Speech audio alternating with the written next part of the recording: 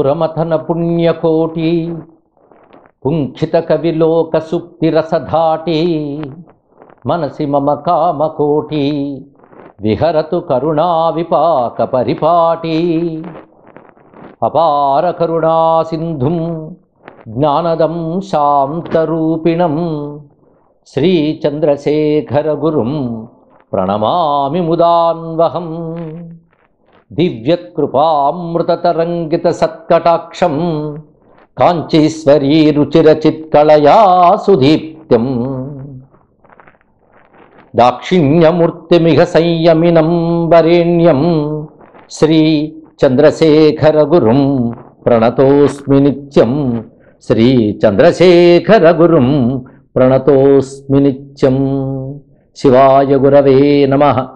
శ్రీమాత్రే నమః. శ్రీ విష్ణురూపాయ నమః శివాయ. శ్రీ కామాక్షి పరదేవతాయై నమః. శ్రీమజ్జగద్గురుభ్యో నమః.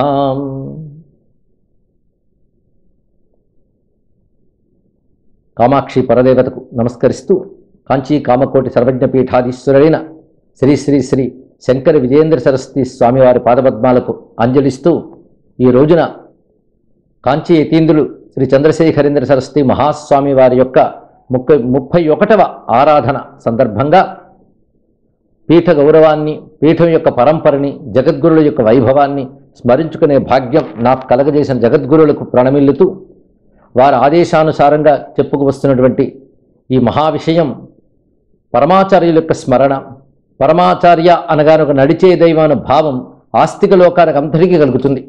దేశ విదేశాల్లో కూడాను ఎందరో వీరిని ఆరాధిస్తున్న వారు నేటికి ఉన్నారు, ఎప్పటికీ ఉంటారు. ఆదిశంకరుడి తర్వాత మళ్ళీ ఆదిశంకరులంతటి వారిగా నమస్కరింపబడే మహానుభావులు వీరు. అంతేకాదు యతి సంప్రదాయం ఏదుందో, యతి ధర్మం అని ఏదుందో దాన్ని తూచా తప్పకుండా పాటించినటువంటి మహాత్ములు. అవతారమూర్తి అనడంలో సందేహమేం లేదు. దక్షిణామూర్తి ఆదిశంకరుల యొక్క మరొక అవతారంగానే భావించవలసినది. వీరి కాలంలో సనాతన ధర్మం, వేద ధర్మం ఉద్ధరింపబడింది. స్వాతంత్రం వచ్చి భారతదేశాన్ని సిద్ధించిన కాలంలో వీరి పీఠాధీశులు ఉన్నారు, తత్పూర్వం ఉన్నారు, తదపరం కూడా ఉన్నారు. అటువంటి సంధికాలంలో సనాతన ధర్మ పరిరక్షణకు వీరి తపస్సు, వీరు చేసినటువంటి మహనీయమైన కార్యక్రమాలు చాలా దోహదపడ్డాయి. అవన్నీ చెప్పుకుంటూ మహాచరిత్ర కూడా, ఆ చరిత్ర నేటి తరానికి తర్వాతి తరాలకి తెలియవలసిన అవసరం కూడా ఉన్నది. అయితే కాంచీ కామకోటి పీఠము సర్వజ్ఞ పీఠము అని చెప్పబడుతున్నది. దీని యొక్క అవిచ్ఛిన్నమైనటువంటి గురు పరంపర చాలా విశేషమైనటువంటిది. అత్యంత ప్రాచీనమైన పీఠం ఇది. దీనికి సంబంధించిన చారిత్రక ఆధారాలు చాలా కనబడుతున్నాయి. అదే కాంచీ కామకోటి పీఠం నుండి లభ్యమవుతున్నటువంటి గ్రంథాల ఆధారంగా చెప్పుకు వస్తున్నటువంటి ఈ వచనాల్లో ప్రధానంగా కాంచీ కామకోటి పీఠ జగద్గురువుల పరంపర గురించి సంబంధించిన కొన్ని ప్రాచీనమైన గ్రంథాలు ఉన్నాయి. ఒకటి పుణ్యశ్లోక మంజరి. ఇది పీఠాధిపతులు సిద్ధి పొందినప్పుడు వ్రాసి చదవబడ్డ శ్లోకాల సంపుటి. దీని ఆధారంగా మనం కాంచీ కామకోటి సర్వజ్ఞపీఠ జగద్గురు పరంపర గురించి చెప్పుకోవచ్చు. ఇక రెండవది గురురత్నమాలిక అనే గ్రంథం. ఇది సదాశివ బ్రహ్మేంద్ర సరస్వతి స్వామి వారు ఆదిశంకరుల నుండి తమ గురువులకు వరకు ఉన్న గురు పరంపరని, వారి చరిత్రను వర్ణిస్తూ వ్రాసిన గ్రంథం ఇది. దీని వ్యాఖ్యగా సుషమ అనే వ్యాఖ్య ఆత్మబోధేంద్ర సరస్వతి స్వామి వారు వివరణలతో అందించారు. వీటన్నిటి అధికారికంగా చెప్పడమే కాకుండా కొన్ని చారిత్రక ఆధారాలతో కూడా కాంచీ కామకోటి పీఠంకి సంబంధించిన విషయాలు మనకు లభ్యమవుతున్నాయి. ఇది అత్యంత ప్రాచీనమైనటువంటి పీఠం. అమోఘమైన మహాతపస్సులు, విద్వాంసులు, సిద్ధపురుషులు ఈ పీఠాన్ని అధిష్ఠించారు. తద్వారా కాంచీ కామకోటి పీఠాన్ని పరిరక్షించడమే కాకుండా సనాతన ధర్మాన్ని, వైదిక ధర్మాన్ని పరిరక్ష చేశారు. అత్యంత ప్రాచీన కాలం నుంచి వస్తున్న కాంచీ కామకోటి పీఠ ముద్రలో శ్రీ చంద్రమౌళీశ్వరాయ నమః రాయబడి, ఆ తర్వాత శ్రీమత్ పరమహంస పరివ్రాజకాచార్య శ్రీమద్ శంకర భగవత్పాద ప్రతిష్ఠిత శ్రీ కామకోటి పీఠాధిపతే అంటూ తర్వాత పీఠాధీశుల పేరు ఉంటుంది. ఇలా పరంపరగా వస్తున్న ముద్ర ఉన్నది. ఇటువంటి కామకోటి పీఠం యొక్క చరిత్ర చాలా మహిమాన్వితమైనది. ఈ రోజున స్మరించుకుంటూ ఆదిశంకర భగవత్పాదుల వారు సనాతన ధర్మ ఉద్ధరణ చేయడానికే వచ్చినటువంటి సాక్షాత్ శంకరులు అనేది జగద్విదితమే. వారు సనాతన ధర్మం ప్రతిష్ఠించిన విధానమే చాలా విశేషమైనది. తన అమోఘమైన మేధస్సుతో, తపశ్శక్తితో సాక్షాత్ శివస్వరూపులైనటువంటి వారు ప్రస్థానత్రయ భాషను రచించడమే కాకుండా అనేక గ్రంథాలను రచించి ఆస్తిక లోకానికి వాటిని ప్రదానం చేశారు. వారు ప్రతిష్ఠించిన విజ్ఞానం ఆదిశంకరులు వ్యాస భగవాను తర్వాత వారు అంతటి వారు అని చెప్పడానికి ఏమాత్రం సందేహించిన అవసరం లేదు. అందుకే మన జగద్గురు పరంపరలో పరమ జగద్గురువైనటువంటి పరమేశ్వరుని ముందు పేర్కొంటాం. అది దక్షిణామూర్తి స్వరూపం, అదే హయగ్రీవ స్వరూపమే నారాయణుడు కూడా. అందుకే నారాయణ సమారంభ సదాశివ సమారంభ రెండూ వర్తిస్తే అద్వైత సంప్రదాయంలో. అలా దక్షిణామూర్తితో మొదలై వచ్చినటువంటి గురు పరంపరలో క్రమంగా బ్రహ్మదేవుడు, ఆ తర్వాత వచ్చినటువంటి వారిలో వశిష్ఠ మహర్షి, అటుపై మహానుభావులైనటువంటి శక్తి మహర్షి, పరాశర మహర్షి, వ్యాస మహర్షి, సుఖయోగీంద్రులు, గౌడ భగవత్పాదుల వారు, తర్వాత గోవింద భగవత్పాదుల వారు, ఆదిశంకర భగవత్పాదుల వారు అని మనం పరంపర చెప్పుకుంటాం. అదే సనాతన ధర్మానికి పరమేశ్వరుడే ప్రథమ గురువు. వారి నుంచి వచ్చిన వేదములే ఈ ధర్మానికి ఆధారములు. ఆ వేదాలను ఆధారం చేసుకుని వచ్చినటువంటి పురాణములు, ఇతిహాసాలు, ఆగమాలు, ధర్మశాస్త్రాలు ఇవన్నీ కూడా సనాతన ధర్మం క్రింద చెప్పబడతాయి. అయితే వ్యాస భగవానుడు అవతారం చాలా విశేషమైనది. ఆయన అటు వేదములను వ్యాసం చేయడం మాత్రమే కాకుండా పురాణ రచనని, మహాభారతాన్ని చేశారు. అంతేకాదు భాగవతాన్ని అందించారు. ఇవన్నీ కూడా భారతీయులకు ప్రామాణిక గ్రంథములు. అందుకే వ్యాస భగవాన్ని అన్ని సంప్రదాయాల వారు శిరస నమస్కరిస్తారు, మనస గౌరవిస్తారు కూడా. అటువంటి వ్యాస మహర్షి చేత ప్రతిష్ఠింపబడినటువంటి సనాతన ధర్మాన్ని తిరిగి సముద్ధరించిన మహాత్ముల్లో ఆదిశంకర భగవత్పాదుని పేర్కొనాలి. వీరి కాలంలో మొత్తం 72 దుర్మతాలు వ్యాపించి ఉండేవి. అదేవిధంగా వైదిక ధర్మములన్నీ కూడా అస్తవ్యస్తమయ్యాయి. వాటన్నిటినీ సమగ్రంగా రక్షించారు.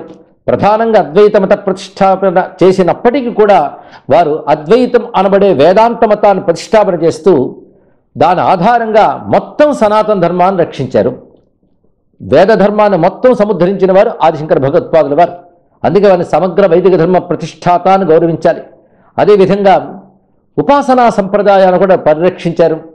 6 విధములైన ఉపాసన మార్గములు శైవ, వైష్ణవ, శాక్తేయ, సౌర, గాణపత్య స్కాందములను కూడా ప్రతిష్ఠించి షణ్మత ప్రతిష్టాపనాచార్యులయ్యారు. ఇలా వీరి చేత ప్రతిష్ఠింపబడినటువంటి సనాతన ధర్మంలో తర్వాత అన్ని శాఖలు వర్ధిల్లై వారి వారి గురువులు కూడా ఏర్పడ్డారు. ఇలాంటి గురు పరంపరలో ఆదిశంకరులు కాంచీ కామకోటి సర్వజ్ఞ పీఠాధిష్ఠితులైనటువంటి మొదటి ఆచార్యులైతే, అటు తర్వాత సురేశ్వరాచార్యుల వారు, సర్వజ్ఞాత్మ ఆచార్యుల వారు. అయితే కాంచీ కామకోటి పీఠం పరంపర ఇంద్ర సరస్వతి సంప్రదాయానికి చెందింది గనక ఇంద్ర సరస్వతి అని చెప్తాం. అందుకే సత్యబోధేంద్ర సరస్వతి స్వామివారి తర్వాత 4వ పీఠాధీశ్వరులకు వచ్చారు. అటుపై జ్ఞానానందేంద్ర సరస్వతి, శుద్ధానందేంద్ర సరస్వతి, అనంతానందేంద్ర సరస్వతి అంటూ వివిధములైన గురు పరంపర చెప్పబడుతోంది.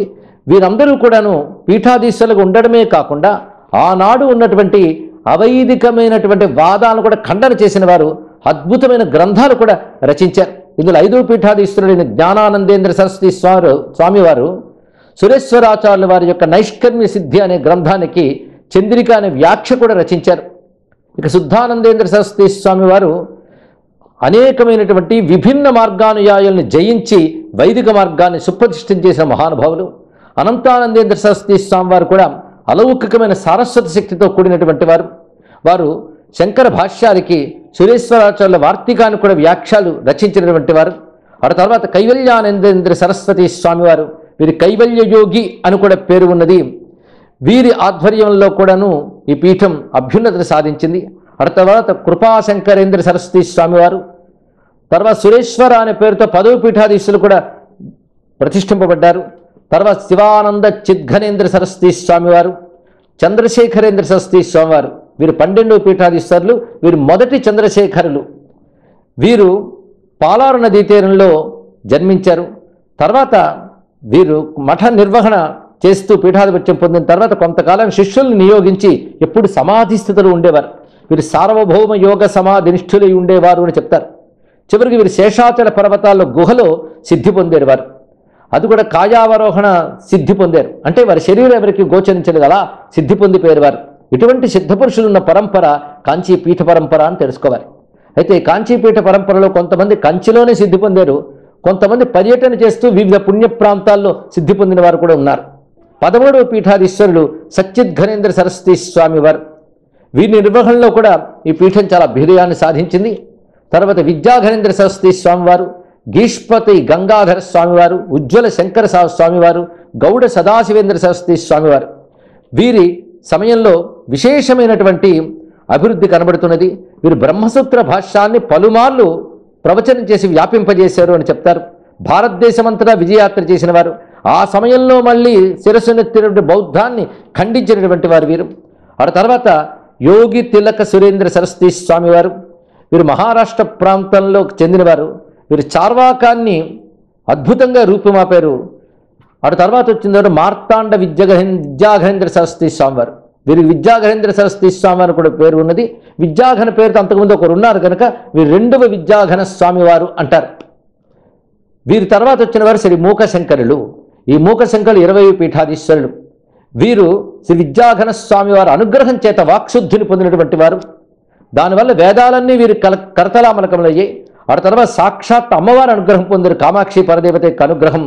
అప్పుడు వారు మూక పంచసతి అనే గ్రంథాన్ని రచించారు. ఇది కామాక్షి స్తోత్రము, అత్యంత దివ్యమైనది. లీలాసుర కృష్ణకర్ణామృతం, ఆదిశంకరుడు శివానంద లహరి ఎంత ప్రసిద్ధి చెందాయో మూక పంచసతి కూడా అంత ప్రసిద్ధి చెందింది. ఆ సమయంలోనే కాశ్మీర ప్రభు అయిన ప్రవరసేనుడు వీరిని సేవించుకున్నారు. అంటే కాశ్మీర నేపాల దేశాధీశులు కూడా కాంచీపీఠాన భక్తులుగా ఉన్నట్లుగా పూర్వ చరిత్ర మనకు తెలియజేస్తున్నది. ఆ తర్వాత సార్వభౌమ చంద్రశేఖరేంద్ర సరస్వతి స్వామివారు, వీరు కూడా సనాతన ధర్మ ప్రతిష్టాపకులు, పీఠాధిపత్యం వహించి సనాతన ధర్మాన్ని అద్భుతంగా ఉద్ధరణ చేశారు. తర్వాత పరిపూర్ణ బోధేంద్ర సరస్వతి స్వామివారు, సచ్చిత్ సుఖేంద్ర సరస్వతి స్వామివారు, వీరు తెలుగువారు, శ్రీకాకుళం ప్రాంతానికి చెందినవారు అంటారు. పూర్వాశ్రనామం గిరీశం, తర్వాత పీఠాధీశ్వరులు అయ్యారు వీరు. వీరు సుబ్రహ్మణ్యోపాసకులు, సుప్రసిద్ధ జ్యోతిష్ శాస్త్రవేత్తలు కూడా. ఆ కాలంలో ఉన్నటువంటి ఒక నాస్తికుడు ఆర్యభట్ట అనే పేరుతో ఉన్నటువంటి వారిని వాదించి మళ్ళీ వైదిక మతానుయాయిగా చేసినటువంటి మహానుభావులు. తర్వాత వచ్చిన వారు మళ్ళీ సత్యసుఖాచార్యుల వారు. ఆ తర్వాత సచ్చిదానంద ఘనేంద్ర సరస్వతి స్వామివారు, ప్రజ్ఞాఘనేంద్ర సరస్వతి స్వామివారు, చిద్విలాస ఇంద్ర సరస్వతి స్వామివారు, మహాదేవేంద్ర సరస్వతి స్వామివారు. వీరు మొదటి మహాదేవేంద్ర సరస్వతి స్వామివారు అంటారు. వీరు కూడా ఆంధ్ర ప్రాంతం నుంచి వచ్చిన వారే అని చెప్తారు, భద్రాచలం నుంచి వచ్చినవారు. తర్వాత పూర్ణ బోధేంద్ర సరస్వతి స్వామివారు, బోధేంద్ర సరస్వతి స్వామివారు, వీరు మొదటి బోధేంద్ర సరస్వతి స్వామివారు.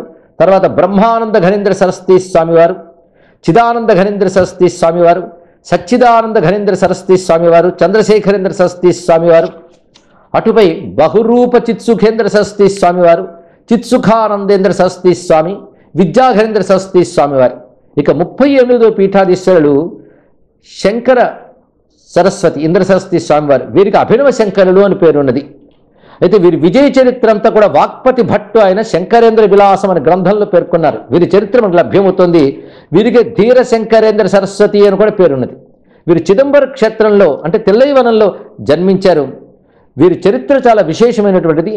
వ్యాఘ్రపాదముని దంపతులే వీరిని పెంచారు అని చెప్తారు. చిన్నప్పుడే తల్లిదండ్రులు కోల్పోవడం చేత వీరు బాల్యంలోనే సన్యసించి ఆ తర్వాత పీఠాధీశ్వరులు అయ్యారు. బహు గ్రంథకర్తలుగా ఉన్నటువంటి వారు. వీరు హిమాలయాల్లో దత్తాత్రేయ గుహల యందు సిద్ధి పొందారు. ఇదంతా వారి చరిత్రలో లభ్యమవుతుంది. ఇంచుమింత ఆదిశంకరుల చరిత్రలాగే ఉంటుంది వీరి చరిత్ర కూడా. అటువంటి మహానుభావులు వీరు. అభినవ శంకర ఇంద్ర సరస్వతి స్వామివారు. ఆ తర్వాత వచ్చిన వారు సచ్చిద్విలాసేంద్ర సరస్వతి స్వామి, మహాదేవేంద్ర సరస్వతి స్వామి, గంగాధరేంద్ర సరస్వతి స్వామి, బ్రహ్మానంద ఘనేంద్ర సరస్వతి స్వామివారు. వీరి ఒక్కొక్కరి చరిత్ర చెప్తూ ఉంటే కొన్ని రోజులు పడుతుంది, కానీ స్మరించుకుంటూ మనం వెళుతున్నాం ప్రధానమైన అంశాన్ని దృష్టిలో పెట్టుకుని. ఈ గంగాధరేంద్ర సరస్వతి స్వామివారు విశేషమైనటువంటి శ్రీ విద్య యొక్క పరిపూర్ణ మూర్తులు వీరు. వీరు కొన్ని విశేషమైన గ్రంథాలను కూడా రచించారు. బ్రహ్మానంద ఘనేంద్ర సరస్వతి స్వామివారు వీరి తర్వాత వచ్చినటువంటి వారు. అటు తర్వాత ఆనంద ఘనేంద్ర సరస్వతి స్వామివారు, పూర్ణ బోధేంద్ర సరస్వతి స్వామివారు, పరమశివేంద్ర సరస్వతి స్వామివారు, సాంద్రానంద బోధ ఇంద్ర సరస్వతి స్వామివారు. వీరికి బోధేంద్ర సరస్వతి అనే మరొక నామం కూడా ఉన్నది. అటు తర్వాత 47వ పీఠాధిపతిగా వచ్చిన వారు చంద్రశేఖరేంద్ర సరస్వతి స్వామివారు. అయితే వీరికి చంద్రచూడేంద్ర సరస్వతి అని ఎక్కువగా ప్రసిద్ధి పొందినటువంటి నామం. వీరు అద్భుతమైన గ్రంథాలు రచించడమే కాకుండా ఆ సమయంలో వీరి శిష్య పరంపర వివిధ గ్రంథాలు రచించారు, వివిధ శాస్త్ర చర్చలు కూడా చేశారు. అంతేకాదు గొప్ప గొప్ప గ్రంథకర్తలు వీరి చరిత్రల్ని పేర్కొంటూ వీరిపై నమస్కారాలు కూడా చూశారు. ఆ సమయంలో కాశ్మీర ప్రభుని జయసింహుడు వీరిని సేవించుకున్నాడు. కాశ్మీర వైద్య పండితుడైన వైద్యాభిధాన చింతామణి గ్రంథం రచించిన జయదేవ కవి వీరి శిష్యుడే.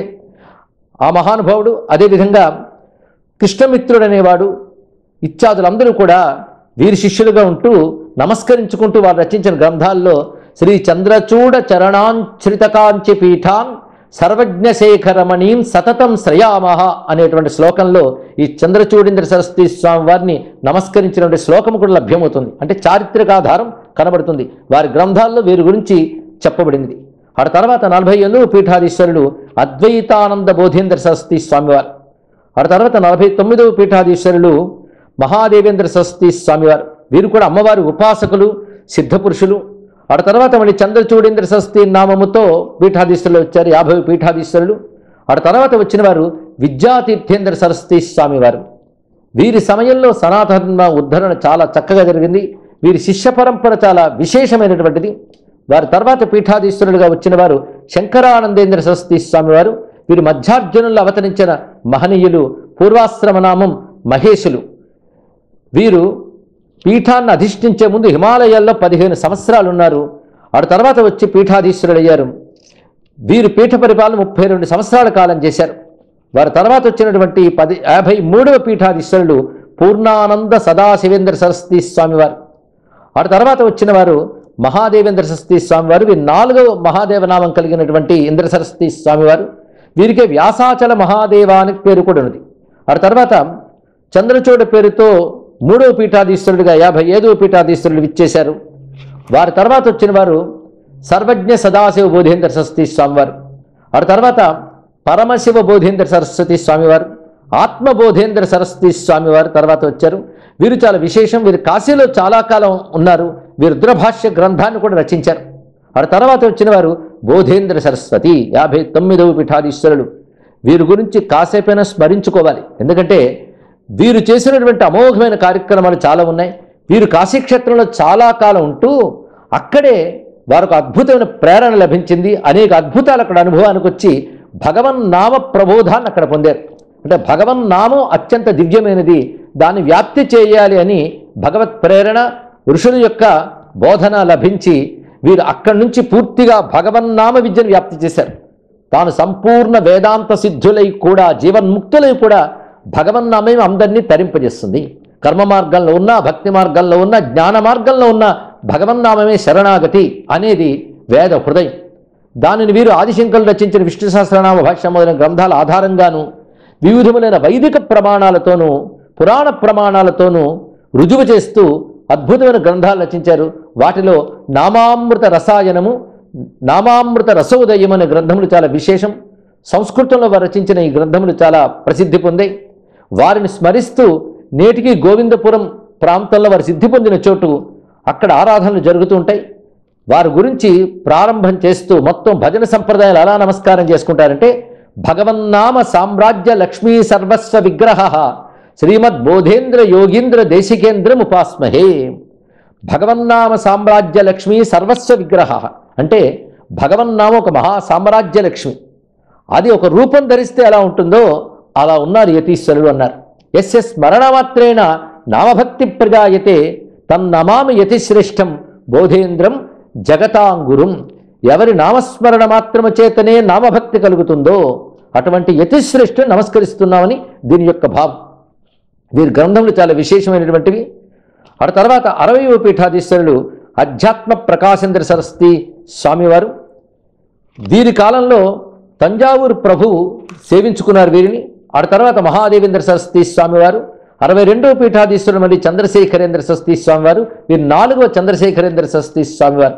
ఈ సమయంలో ఒక రాజకీయ అనిశ్చితి ఏర్పడింది. ఆ సమయంలో దక్షిణాపథంలో కొన్ని యుద్ధముల కారణంగా కాంచీపీఠం అస్థిరతకు గురైంది. ఆ సమయంలో కంచిలో నామమాత్రంగా పీఠాన్ని ఉంచుతూ తంజావూరు ప్రభు అప్పుడు ప్రతాప్ సింహులు ఉండేవారు. వారి కోరిక ప్రకారం మఠాన్ని తంజావూరుకు తరలించారు. ఆ సమయంలోనే బంగారు కామాక్షి విగ్రహం కూడా తంజావూరులో ప్రతిష్ఠింపబడింది. నేడు కూడా ప్రధానమైన పశ్చిమ వీధిలో ఈ విగ్రహం నేటికీ పూజింపబడుతున్నది. అప్పుడు కొంతకాలానికి అక్కడ ఉన్నటువంటి వారి కోరిక మీదకు కావేరీ తీరంలో ఆది కుంభేశ్వర మంగళాంబిక సమక్షంలో అప్పుడు ఈ కామకోటి పీఠం అక్కడ కూడా నిర్వహింపబడుతూ ఉండేది. అందుకే దీని కుంభకోణ మఠం అనే పేరు కూడా ఆ కాలంలో ప్రసిద్ధి చెందింది. ఆ తర్వాత వచ్చినటువంటి వారు మహాదేవేంద్ర సరస్వతి వారు. వీరు 6వ మహాదేవ నామాంకితులు. ఆ తర్వాత చంద్రశేఖరేంద్ర సరస్వతి స్వామివారు 5వ చంద్రశేఖరేంద్ర సరస్వతి స్వామివారు. ఈ సమయంలో వీరు యొక్క గొప్పతనం చెప్పుకోవాలి. వీరు శ్రీ విద్యా పారంగతులు. అప్పుడు తంజావూరులో ఉండే మంత్రి గోవింద దీక్షితుల కుటుంబంలో ఉన్నటువంటి వారు. వీరు మంత్రశాస్త్రంలో సిద్ధహస్తులు. కంచి కామాక్షి దేవాలయాన్ని వీరు ఉద్ధరణ చేశారు. ఆ సమయంలో కాంచీపురంలో ఉన్న కామాక్షి దేవాలయాన్ని తిరిగి ఉద్ధరణ చేసిన వారు. జంబుకేశ్వరంలో అఖిలాండేశ్వరి దేవికి తాటంకాభరణాల యంత్రాలను పునఃప్రతిష్ఠ చేసిన మహానుభావులు వీరు. ఆ సమయంలో వీరికి తంజావూరు ప్రభులు స్వర్ణాభిషేకం చేసి గురుభక్తిని వెల్లడించుకున్నారు. ఆ తర్వాత వచ్చినటువంటి వారు సుదర్శన మహాదేవేంద్ర సరస్వతి స్వామివారు 65వ పీఠాధీశ్వరులు. ఇక 66వ పీఠాధీశ్వరులు చంద్రశేఖరేంద్ర సరస్వతి స్వామివారు. వీరు 6వ చంద్రశేఖరేంద్ర సరస్వతి స్వామివారు. ఆ తర్వాత 67వ పీఠాధీశ్వరులు మళ్ళీ మహాదేవేంద్ర సరస్వతి స్వామివారు. వీరు 8వ మహాదేవ నామాంకితులు. ఆ తర్వాత వచ్చినటువంటి ఆచార్యులే శ్రీ శ్రీ శ్రీ చంద్రశేఖరేంద్ర సరస్వతి మహాస్వామివారు. వీరు చంద్రశేఖర నామాంకితులైనటువంటి 7వ పీఠాధీశ్వరుడు. పీఠ పరంపరలో 68వ పీఠాధీశ్వరుడు వీరు. అయితే 66వ ఆచార్యులైన చంద్రశేఖరేంద్ర సరస్వతి స్వామి వారు ఆ సమయంలో వీరినే పీఠాధీశులుగా నిర్ణయించినప్పటికీ వారు ప్రయాణమై రావడంలో ఆలస్యం అవుతుంది. ఈ లోపల వారికి శారీరక స్థితి సరిగ్గా లేకపోవడంతో అప్పుడు శ్రీ లక్ష్మీ నరసింహం గారు అనే వారికి దీక్షనిచ్చారు. వారే మహాదేవేంద్ర సరస్వతి స్వామి అని చెప్తున్న 67వ పీఠాధీశ్వరులు. ఆ సమయంలో స్వామివారు అక్కడికి విచ్చేశారు. అప్పటికి వారి పూర్వాశ్రామం స్వామినాథన్. అక్కడికి విచ్చేసిన తర్వాత 67వ ఆచార్యుల వారు సిద్ధి పొందారు. అప్పుడు చంద్రశేఖరేంద్ర సరస్వతి స్వామివారి పీఠాధీశ్వరులుగా నియమితులయ్యారు. ఇది పరంపర. అయితే ఈ స్వామినాథన్ అనే పూర్వాశ్రమం కలిగినటువంటి శ్రీ శ్రీ శ్రీ చంద్రశేఖరేంద్ర సరస్వతి స్వామి వారు జగత్ ప్రసిద్ధులయ్యారు. అంతేకాదు వీరి యొక్క నిర్వహణలో పీఠం గౌరవం ప్రపంచవ్యాప్తమయ్యింది. అంతేకాదు మరొక విశేషం, పీఠ పూర్వ చరిత్ర అంతా తిరిగి పునరుద్ధరింపబడింది. మొత్తం అప్పటి వరకు వచ్చిన 67 పీఠాధీశ్వరుల మహాతేజస్సు మూర్తి భవించి 68వ పీఠాధీశ్వరులుగా భాషించింది. వీరి చరిత్ర వైభవం అపారమైనది. వేదోద్ధరణ చేసిన మహనీయులు. ఒకవైపు నాస్తికత్వం, మరొక పాశ్చాత్య సంస్కృతి ప్రభావం, ఇంకొక వైపు తమ ధర్మం గురించి తమకే తెలియటువంటి సనాతన ధార్మికులు ఉన్నటువంటి సమయంలో వీరి యొక్క బోధలు దేశమంతా వీరిని నడయాడి తమ పాదస్పర్శ చేసి పవిత్రం చేసిన సందర్భాలు తిరిగి సనాతన ధర్మాన్ని ప్రతిష్ఠ చేశాయి. వేదాన్ని వీరు ఉద్ధరించిన తీరు అమోఘమైనటువంటిది. వేద విద్యని అందులో మరుగున పడుతున్న శాఖల్ని కూడా వారు ఆచార్యుల వద్దకు, మిగిలినటువంటి శాఖల వద్దకు విద్యార్థులను పంపించి దేశంలో మొత్తం వేద విద్యను సముద్ధరణ చేసిన మహనీయులు. అందుకే వేదంపై గౌరవం ఉన్న ప్రతి వారు కూడా వీరిని అవతారమూర్తిగానే నమస్కారం చేసుకుంటారు. వీరు చేసినటువంటి మహాకార్యాలని తర్వాత వచ్చిన 69వ పీఠాధీశ్వరులు జయేంద్ర సరస్వతి స్వామి వారు 15 ముత్యాల లాంటి శ్లోకాల్లో అత్యద్భుతంగా ప్రతిష్ఠ చేశారు. ముందుగా ధ్యాన శ్లోకంగా అపార కరుణా సింధుం జ్ఞానదం శాంతరూపిణం శ్రీ శ్రీ చంద్రశేఖర గురుం ప్రణమామి ఉదాన్వహం అని రచించారు. ఇది నేటికి మనం ధ్యాన శ్లోకంగా చెప్పుకుంటూ ఉన్నాం. తర్వాత వారు చేసినటువంటి పనుల్ని కొన్నింటిని 14 శ్లోకాల్లో పేర్కొన్నారు. గురువార సభా ద్వారా శాస్త్ర సంరక్షణం కృతం, అనురాధా సభా ద్వారా వేద సంరక్షణం కృతం.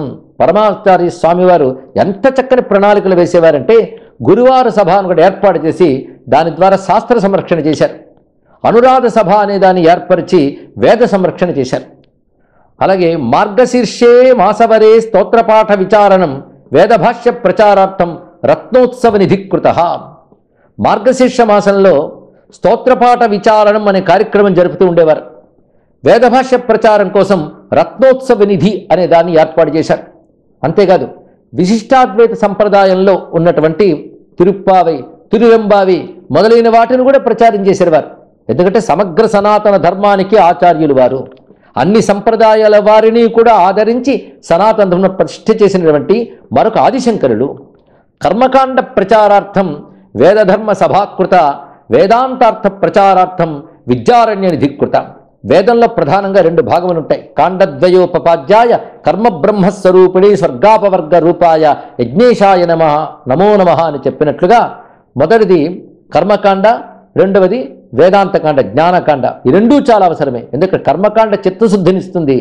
దాని ద్వారా పొందిన చిత్తశుద్ధితో జ్ఞానకాండని గ్రహించాలి. అందుకే 2 కలిపి వేదము, ఇది గ్రహించవలసిన అంశం ఉన్నది. అందుకే కర్మకాండ ప్రచారం కోసం వేదధర్మ సభ అనే దాన్ని ఏర్పాటు చేశారు. వేదాంత అర్థ ప్రచారం కోసం విద్యారణ్య నిధి అనే దాన్ని ఏర్పాటు చేశారు. శిలాలేఖ ప్రచారార్థం ఉట్టంకిత నిధికృత గోబ్రాహ్మణ హితార్థాయ వేదరక్షణ గోనిధి. ఇక శిలాశాసనాల ప్రచారం కోసం చరిత్రకి కాంచీ యతీంద్రుడు చంద్రశేఖరేంద్ర సరస్వతి స్వామి వారు చేసిన ఉపకారం మరువలేనిది.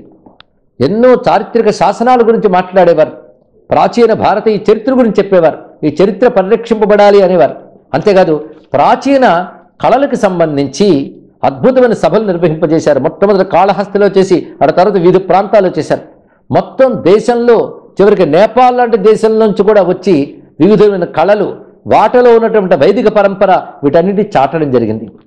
ఇవన్నీ కూడా నేటి తరం తెలుసుకోవాల్సిన గొప్ప అంశం. అంతేగాని కేవలం పీఠంలో ఉంటారు పీఠాచార్యులు, ధర్మ ప్రచారం చేస్తారు మాత్రమే కాదు, మొత్తం దేశాన్ని, ప్రాచీనతని, చరిత్రని, ప్రాచీనం నుంచి వస్తున్న తప పరంపరని కాపాడిన మహానుభావులు కాంచీపీఠ యతీశ్వరుడిని నేటి తరం తెలుసుకోవాలి, తర్వాత తరాలు పదిలిపరుచుకోవాలి.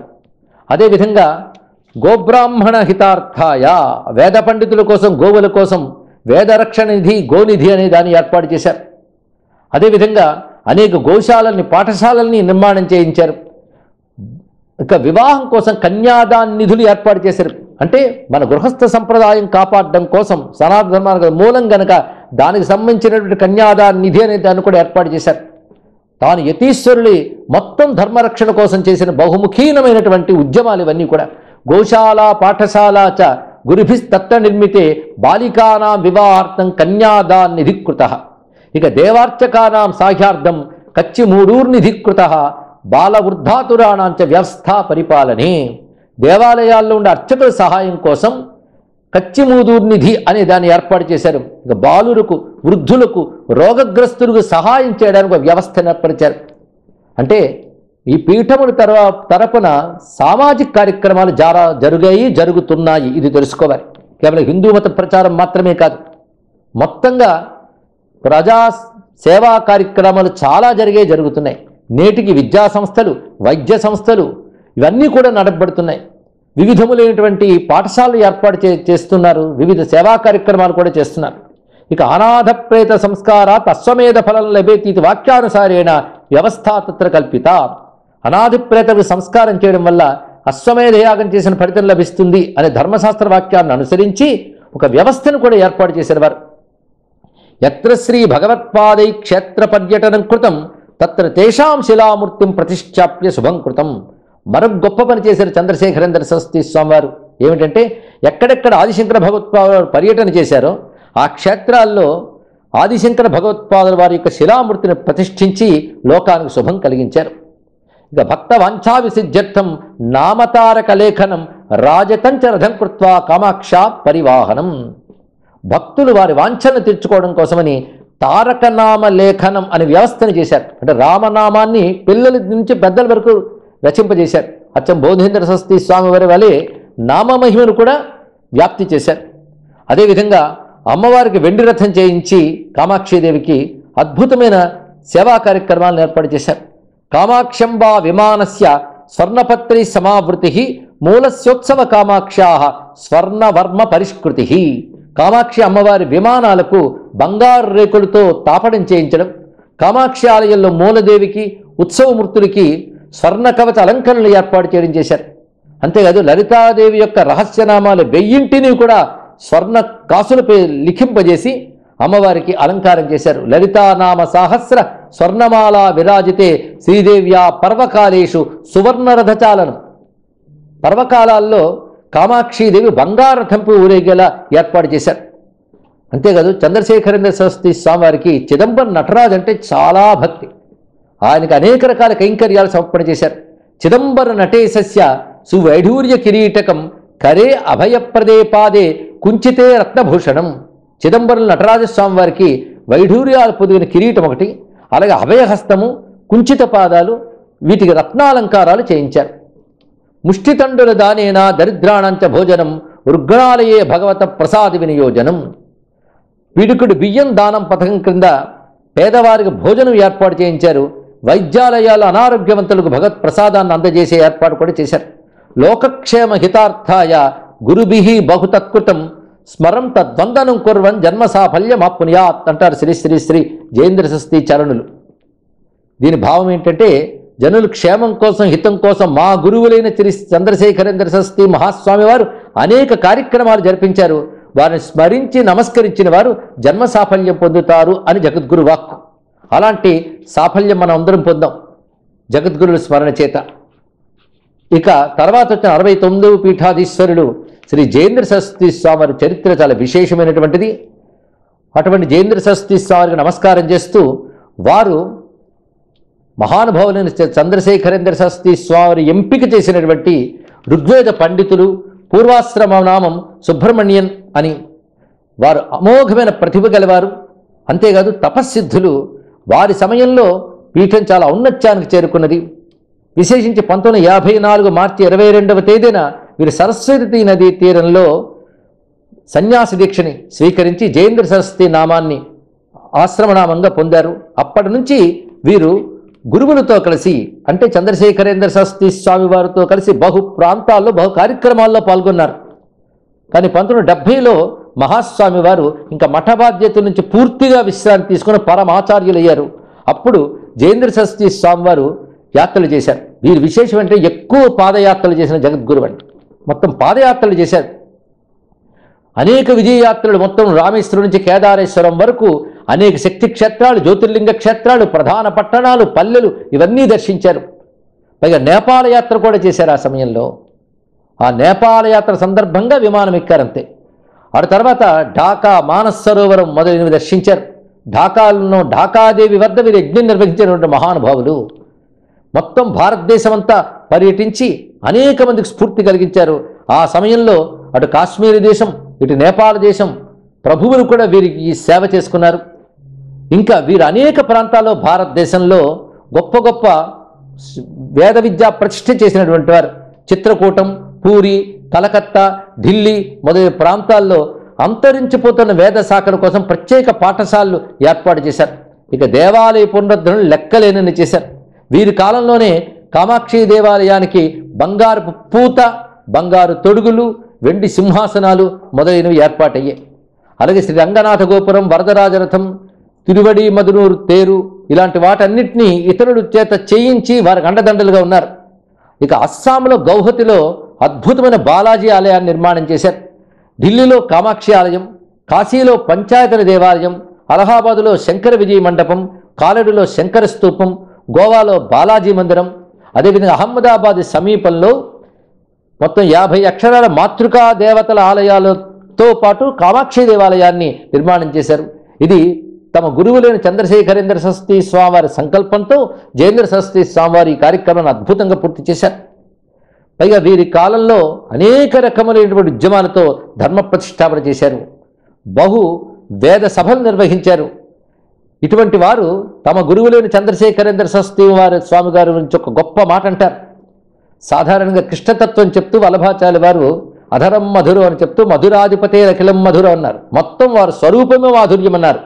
అలాగే మా గురువులు స్వరూపమే జ్ఞానం, స్వరూపమే శాంతం, సర్వ సులక్షణాల రాసి మా గురువులు చంద్రశేఖరేంద్ర సరస్వతి స్వామి వారు అని అత్యద్భుతంగా పేర్కొన్నారు జయేంద్ర సరస్వతి స్వామి వారు. వీరి యొక్క తపశ్శక్తి అసామాన్యమైనటువంటిది. ఇక జ్ఞానశక్తి అనన్య సామాన్యమైనది. నిరంతరం వేదాంత బోధ చేసేవారు. అదేవిధంగా తపశ్శక్తితో ఎందరినో ఉద్ధరణ చేశారు. సనాతన ధర్మ ఉద్ధరణ కోసం వీరు చేసిన ప్రణాళికలు, వీరు చేసినటువంటి ఉద్యమాలు సామాన్యములైనవి కావు. వీరి యొక్క ఆధ్వర్యంలో మొత్తం కాంచీ కామకోటి పీఠ వైభవం చాలా సమున్నత స్థాయికి చేరినది. తర్వాత వచ్చినటువంటి వారు మహానుభావులు 70వ పీఠాధీశ్వరులుగా ఉన్నటువంటి శ్రీ శ్రీ శ్రీ శంకర విజయేంద్ర సరస్వతి స్వామివారు. వీరు పుట్టుకు పేరే శంకరుడు. పైగా చిన్న వయస్సులోనే 13 సంవత్సరాల వయస్సులోనే వీరు 70వ పీఠాధిపతిగా శ్రీ శ్రీ శ్రీ చంద్రశేఖరేంద్ర సరస్వతి స్వామి అనుగ్రహంతో జయేంద్ర సరస్వతి స్వామి వారి ద్వారా అని నిర్ణయింపబడ్డారు. వీరి యొక్క గొప్ప విశేషం ఏమిటంటే జయేంద్ర సరస్వతి స్వామి వారి వద్దను, చంద్రశేఖరేంద్ర సరస్వతి స్వామి వారి వద్దను, వారు ఉభయుల వద్దను మసలి ఉభయుల యొక్క అనుగ్రహాన్ని, ఆ తపోజనితమైనటువంటి కృపని పొందినటువంటి వారు. బహుశాస్త్రవేత్తలు, వేదాంత మతంలో ఉద్దండులైనటువంటి వారు. అటువంటి ఈ మహాత్ముల యొక్క నిర్వహణలో కాంచీపీఠం అద్భుతమైన తేజస్సుతో విరాజిల్లుతున్నది. ఈ సర్వజ్ఞపీఠం ద్వారా వీరు చేస్తున్న కార్యక్రమాలు సామాన్యములైనవి కాదు. అనేక మందికి స్ఫూర్తినిచ్చారు. అనేక మంది యువత బహు విజ్ఞాన శాఖల్లో ఆరితేరిన వారు వీరి మాటల వల్ల ప్రభావితులై వీరు చెప్పిన ప్రణాళిక ప్రకారంగా సనాతన ధర్మం కోసం ఉద్యమిస్తున్నారు. ఇది గమనిస్తే ఆశ్చర్యం కూడా కలుగుతుంది. ఇలా మొత్తం ఆసేతు సీతాచలం కూడా అటువంటి ప్రభావితాన్ని కలిగి చేశారు. విశేషించి సంప్రదాయ పాఠశాలలోని ఏర్పాటు చేసి బాలికలకి మన సంప్రదాయం నేర్పాలన్నారు. కొంతమంది వేద పాఠశాలలు పెడుతున్నారు, అవన్నీ చాలా విశేషమే. కానీ స్త్రీమూర్తులకు మన సంప్రదాయం తెలియాలని గొప్ప ఆలోచన చేసి సంప్రదాయ పాఠశాలను ఏర్పాటు చేశారు. అదేవిధంగా వివిధ విధములుగా వేద విద్య ఉద్ధరణకు, సనాతన ధర్మ వ్యాప్తికి కృషి చేస్తున్నారు. చారిత్రకమైనటువంటి ప్రాధాన్యాలను కూడా వెలితీసి వాటిని తిరిగి పునరుద్ధరించడంలో వీరు చేస్తున్న కృషి అసామాన్యమైనది. పైగా అనేక పర్యటనలు చేస్తూ, అనేక చోట్ల సంచారం చేస్తూ ఆ పీఠశక్తిని, తమ తపశ్శక్తిని కేంద్రీకృతం చేస్తూ భారతదేశాన్ని సుసంపన్నం చేస్తున్నారు. ఇటీవలనే కాశీలో శంకర నేత్రాలయ వీరి యొక్క ఆధ్వర్యంలో అది ప్రారంభించబడింది. ఆ సమయంలో ప్రధానమంత్రి గారు కూడా వచ్చి వీరిని నమస్కరించుకున్నారు, వీరి ఆశీర్వచనాలు పొందారు. ఇటువంటి గొప్ప పరంపర కలిగినటువంటిది కాంచీ కామకోటి సర్వజ్ఞ పీఠం.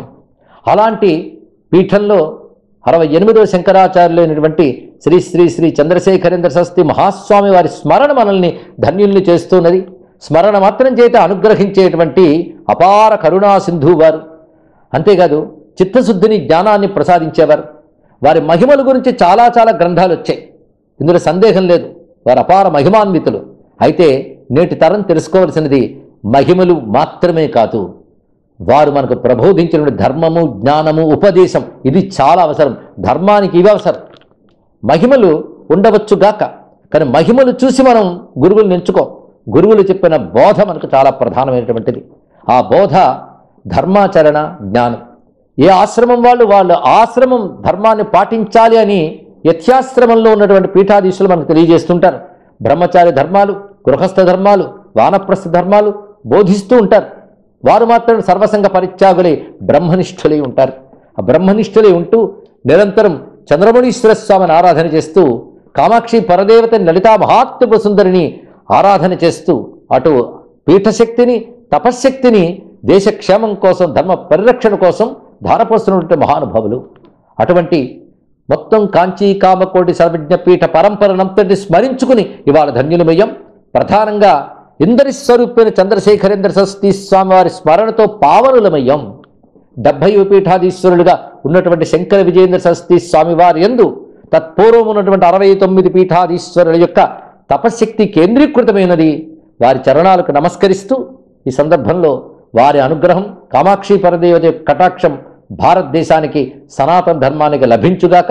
సనాతన ధర్మం క్షేమముగా, ఇతోదిగా అభ్యుదయంతో వర్ధిల్లుగాక అని ప్రార్థన చేస్తూ జగద్గురువులకి మళ్ళీ ప్రణమిల్లుతూ స్వస్తి.